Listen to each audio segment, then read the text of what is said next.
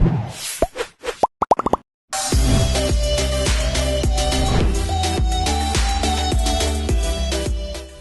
ketiga komedian Sule, Rizwan Fadila Adriansyah, atau yang akrab disapa Enjan, belakangan ini tengah mencuri perhatian banyak orang.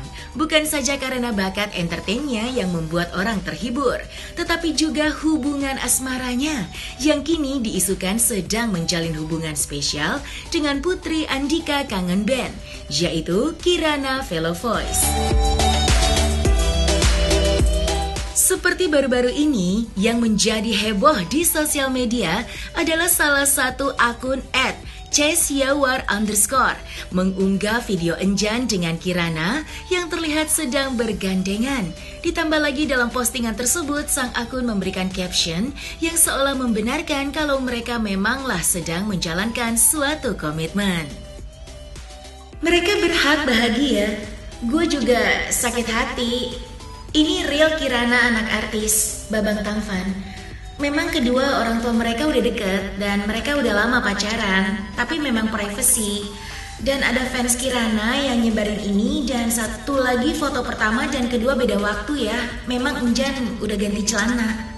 Dan buntut dari viralnya video tersebut, Sule pun akhirnya angkat bicara. Lantas, seperti apakah Sule menanggapi hubungan anaknya dengan Kirana, putri dari Andika Kangen Band?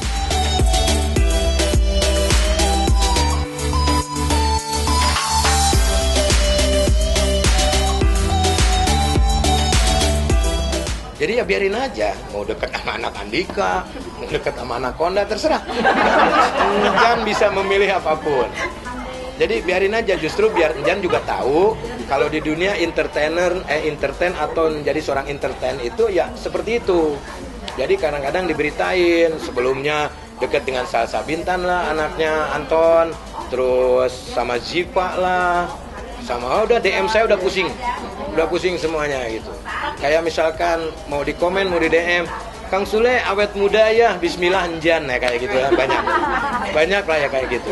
Jadi biarlah, apa kalau deket-deket gitu nggak apa-apa, jangan terlalu kita tuh menekan anaknya, ya kamu jangan begini, kamu jangan begitu, nantinya justru dia akan ngelayap.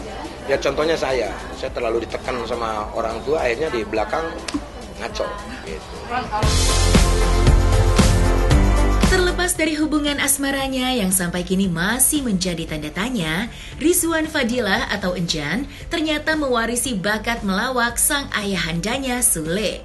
Terlahir dari keluarga komedian, perlahan namun pasti Enjan mulai mengikuti jejak sang ayah sebagai seorang komedian. Aura kebintangannya pun tampak saat Enjan beraksi di layar kaca. Di usianya yang masih remaja, kini Enjan mulai memantapkan langkah kakinya untuk memasuki dunia entertainment. Lantas, seperti apakah Sule melihat bakat Enjan di dunia entertainment? Dan benarkah Sule sudah mengajari Enjan sejak berusia 5 tahun? Simbiosis mutualisme lah gitu. Dulu Iki, Putri, sekarang Enjan. Nah, sekarang makanya saya 1 tahun di rumah, keluarga dulu semuanya nih, pantau dulu nih bakat siapa lagi nih, ngobrol sama anak lebih banyak. Jangan kamu semakin hari semakin gede, ayah semakin lama semakin tua, ayah nanti sudah tua terus nggak ada di dunia ini, kamu harus mulai dari sekarang, mau lari kemana gitu. Akhirnya tawarin itu, ya alhamdulillah ngalir gitu. Enggak, anak saya nggak dididik untuk hal itu, jadi mengalir aja sih sebetulnya, enggak secara profesional harus kamu syuting ya, nanti kamu ini ya, enggak. Jadi ngalir aja. Jadi kan saya ada YouTube Sule Family, ya intinya kita berkolaborasi dengan stasiun TV ini untuk membeli konten-konten yang ada di Sule Family gitu. Jadi ya udah ngalir aja. Jadi nggak ada misalkan Senin sampai Jumat saya harus syuting setiap saat, enggak. Jadi mereka mengambil video yang belum dipublish ataupun yang udah dipublish gitu. Ya kalau nonton dari YouTube awal yang sekarang udah menjadi S-Pro, itu Enjan dari umur 5 tahun dia udah bermain sketsa, udah karena lingkungan jadi setiap saat gua syuting dia liatin terus pengen ikut, kadang dia nggak mau, kadang bete dan yang lain-lain gitu. Jadi gua mengajarkan anak-anak itu tidak kamu harus gini ya, kamu harus main komedi, kamu harus nyanyi, enggak. Jadi ngalir aja udah. Ngalir terus tiba-tiba ada sebuah program bagus nih kayaknya nih bapak sama anak untuk di digital. Ya udah tawarin lah. Awalnya kan Ferdi nggak mau, ya udah kita nggak maksa. Jan mau talk show nggak jadi host? Maulah, ayolah. Kayaknya udah waktunya nih deh, ya 15 tahun mah katanya gitu. Ya udah. Mungkin lebih ke keberanian karena orang kan bilang Jan songong, Jan nggak sopan. Nah itu memang saya yang kasih tahu Jan belajar berprofesional. Jan nggak usah sungkan kalau udah di atas panggung, jangan menganggap bahwa itu ayah kamu, ini sahabat kamu. Jadi lu mau bilang lu bro, bebas gitu. Tapi bukan berarti untuk mengajarkan kepada orang-orang songong sama orang tua, enggak dong. Karena ya gue seorang pelawak, bukan pegawai yang lain lah. Gitu.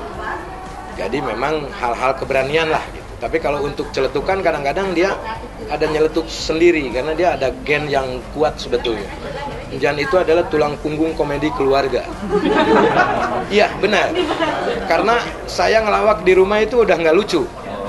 Orang udah nggak ketawa. Gitu. Tapi kalau Jan ngomong hanya nyeletuk sekalipun, semua udah tertawa, happy itu kalau udah ada Jan. Nggak tahu kenapa. Sebelum Rizwan Fadilah atau Enjan yang kini namanya mulai dikenal oleh masyarakat luas, sang kakak Rizky Febian sudah terlebih dahulu malang melintang di dunia seni. Tidak seperti Enjan, Rizky memilih menggeluti dunia tarik suara. Di balik ketenarannya sebagai seorang penyanyi, ternyata kisah asmara Rizky Febian dengan Mahalini juga banyak menyita perhatian publik. Seperti belum lama ini, video kemesraan Rizky Febian yang menghadiahkan cincin untuk pujaan hatinya itu beredar luas di media sosial. Sontaknya unggahan video tersebut mendapatkan tanggapan beragam dari netizen. Tidak sedikit yang beranggapan jika Rizky Febian dan Mahalini sudah resmi bertunangan. Lantas, seperti apakah Sule meluruskan kabar tersebut? Benarkah Iki telah menjatuhkan pilihannya kepada Mahalini untuk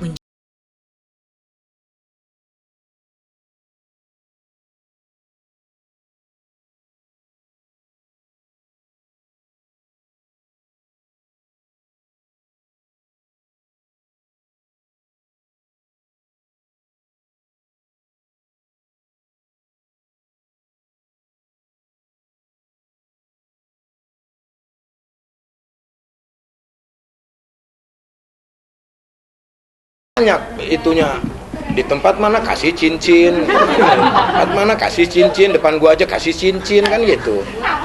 Biarin aja, orang ngasih cincin kenapa masalahnya, nggak ada masalah orang ngasih cincin kok.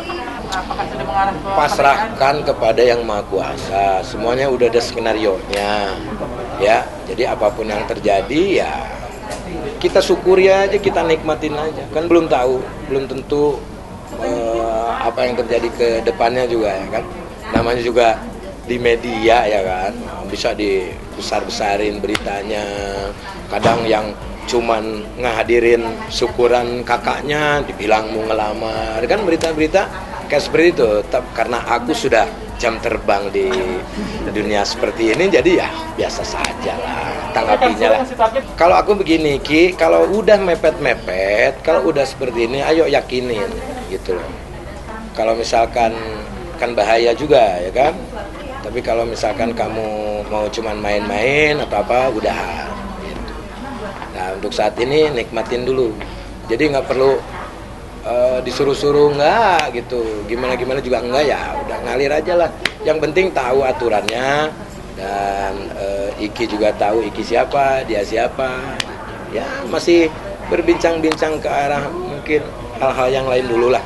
Yang nggak tahu mungkin itu modus-modusnya Iki, mungkin biar pasangannya peka kan bisa kan itu ya, itu bisa. Ya udah jangan terlalu dilebih-lebihin lah, biarin aja. Ya kemarin lebaran juga bareng pakai baju yang warna nada juga kan. Loh gini, dari zaman dulu juga kita menghargai siapapun pasangan anak kita. Yang sebelumnya juga ke rumah emak, ke rumah saya, ya, kita ke rumah mereka, keluarganya, kita kan menghargai. Gitu, nggak jadi masalah. Jadi biar mau kita jadi atau enggak pun silaturahmi kita tetap terjaga dan abluminanas kita. Jadi ya orang Indonesia itu kenapa berpikirannya, wah ini udah deket dengan keluarga nih. Kan namanya juga silaturahmi, mau sama siapapun. Walaupun itu pasangan, pacar, dan yang lain-lain kan nggak jadi masalah. Putri juga ke tempatnya pasangannya, ya izinkan, nggak jadi masalah. Jangan diribetin lah, bikin simpel hidup itu. Ya makanya tunggu aja nanti. Yang penting kan udah kasih tahu.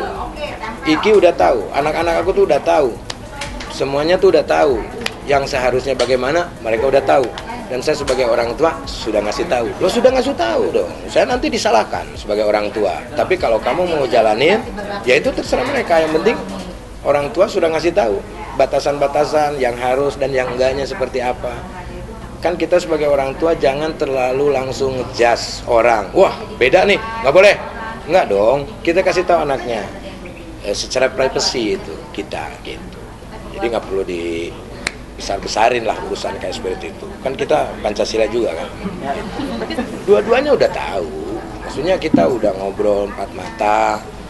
Ya, kalau mau jalanin dulu ya udah jalanin, namanya jodoh kita nggak tahu.